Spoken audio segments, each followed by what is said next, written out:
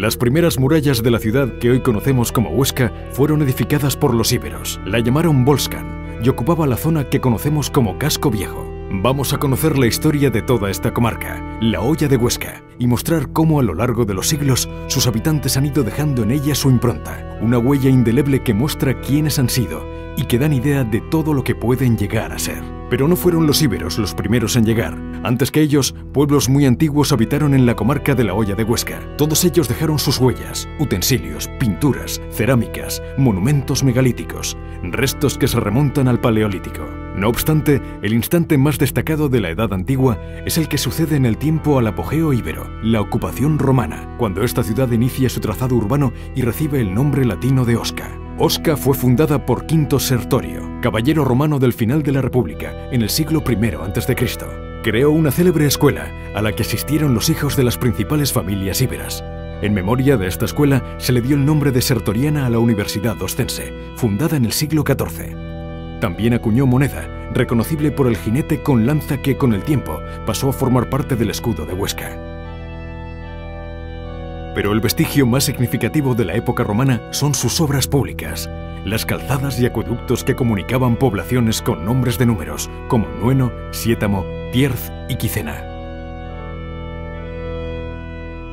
Tras los romanos, los visigodos traen la Edad Media. De esta etapa data la organización del territorio por obispados, y en ella están los orígenes de los monasterios, cuya huella se mantuvo viva hasta convertirse en venerados eremitorios rupestres. Así llega la época musulmana, con notables castillos defensivos. Huesca, tomada hacia el año 714, será musulmana hasta la batalla de Alcoraz, en la que el rey Pedro I reconquista la ciudad.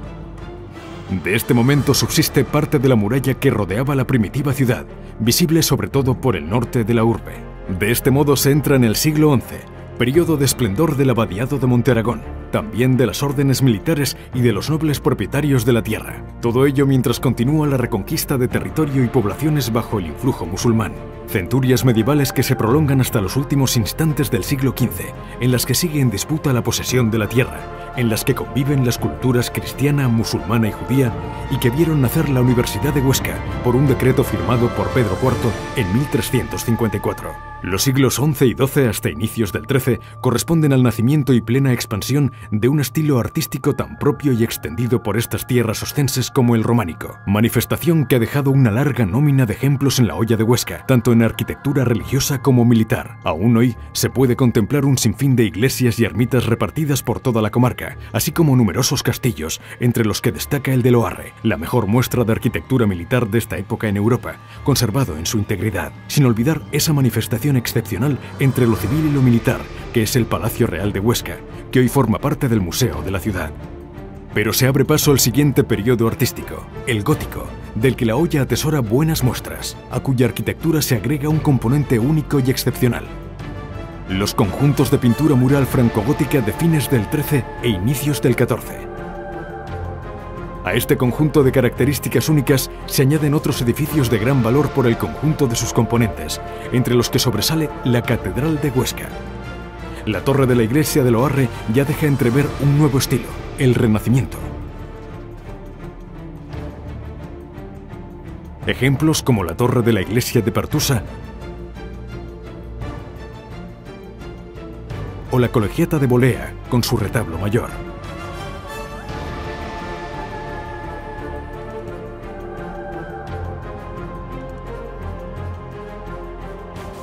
Entre todos estos estilos artísticos, fusionándose con ellos o dejando en los mismos algún detalle, se encuentra también el mudéjar, del que se conservan escasas aunque valiosísimas muestras. Los siglos XVII y XVIII son de gran esplendor, motivado por la construcción de nuevos edificios religiosos por toda la comarca y sobre todo por la activa vida intelectual de la ciudad de Huesca. Son los años de mayor apogeo de la familia de los Lastanosa, mecenas y coleccionistas de obras de arte y de libros. Se suceden los siglos con las guerras vividas en el XIX contra los franceses o los carlistas, así como las primeras revueltas sociales a finales de dicha centuria, años que traen un repunte industrial que se prolongará durante buena parte del siglo XX, en el que desempeña un papel fundamental la llegada del ferrocarril.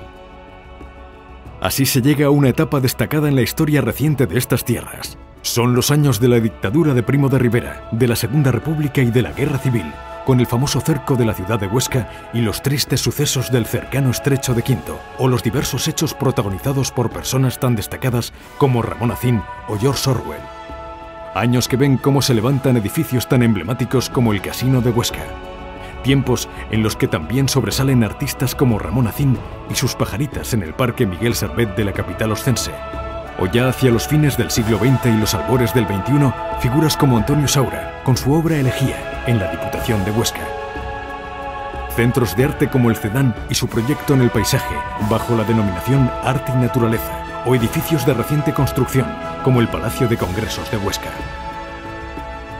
Esta es la historia de la Hoya de Huesca. Todos quienes han vivido en ella han contribuido a enriquecerla, dejando impresa su huella. Porque esta historia no acaba aquí. Todos están invitados a venir para ver.